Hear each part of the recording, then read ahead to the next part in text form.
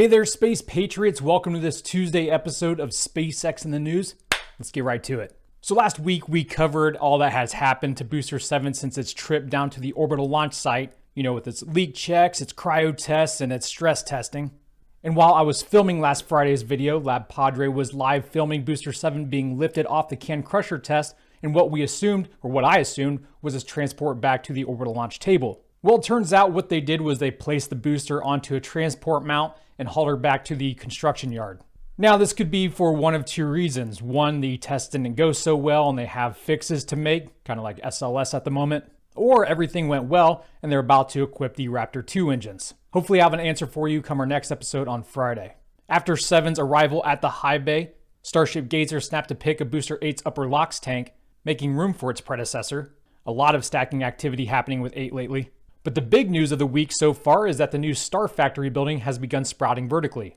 We briefly mentioned the new Star Factory building a couple months back when they first started laying out the foundation, and how this is going to house the new Starship assembly line now that things are getting more streamlined. SpaceX is building a second one at the Cape as we speak. I do have a little bit of Polaris Dawn news for you. Commander Jared Isaacman visited Embry-Riddle Aeronautical University last Friday to speak to their students and checking out the university's Space Technologies Laboratory, where their student team is working on a camera system that will film the first commercial spacewalk done by Jared's team. He also dropped a little bit of news on his Twitter concerning the new EVA suits. They were just at Hawthorne visiting the suit lab, and hopefully they'll be releasing pictures soon. When they do, I'll make sure to cover them here on this channel. SpaceX is making great progress on the IVA to EVA transformation, new materials for durability, thermal and micrometeoroid and orbital debris, new joints for mobility, safety features, etc.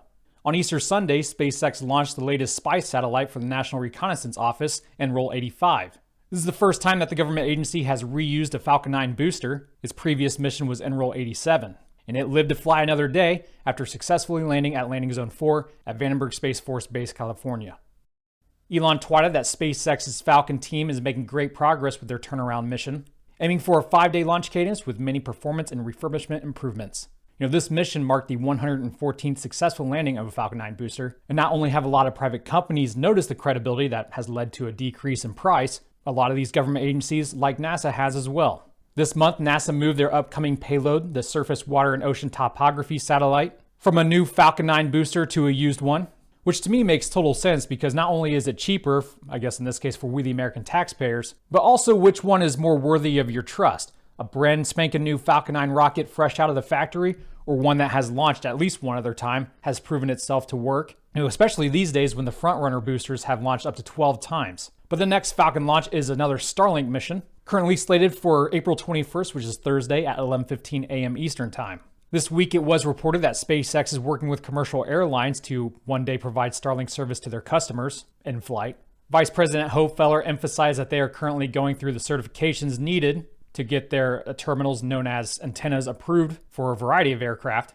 And all he said about these Starlink terminals or antennas is that they're a lot smaller and lighter than what you and I would purchase for our homes. On deck after Thursday's Starlink launch is Crew 4. SpaceX and NASA have rolled out the Falcon rocket with Dragon equipped to the launch pad. It's supposed to undergo a static fire tomorrow. Teams are proceeding toward a 5:26 a.m. Eastern Time liftoff this Saturday. And it's always subject to change, but as of now, the crew of Axiom 1, the first 100% private crew passenger mission to the International Space Station, is scheduled to depart the ISS tonight around 10 p.m. Eastern, with a splashdown off the coast of Florida no earlier than 3:24 p.m. tomorrow. And now, a word from our sponsor, My Patriot Supply. If you've been paying attention to the news lately, or hell, if you've been doing any shopping whatsoever, you've noticed that inflation is up.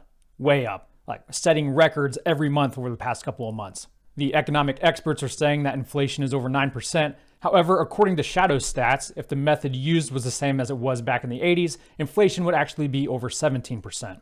And so you've probably noticed that major retailers have put limit prices on many food items, including baby formula. And even Amazon's now saying they're going to start charging you a 5% fuel and inflation surcharge. Have you been seeing the pattern since I started doing these My Patriot Supply plugs once a month since the summer? The reason why I started doing them is because I saw this coming, and I only sponsor the products that I personally use myself. So go to preparewithspace.com and order an emergency food kit for you and your family. Each kit contains a wide variety of meals averaging over 2,000 calories per day. The best part, in my opinion, is that they'll last up to 25 years, so you can store them away with a little peace of mind knowing that they'll be there when you need them. Food is a commodity, so I consider it an investment.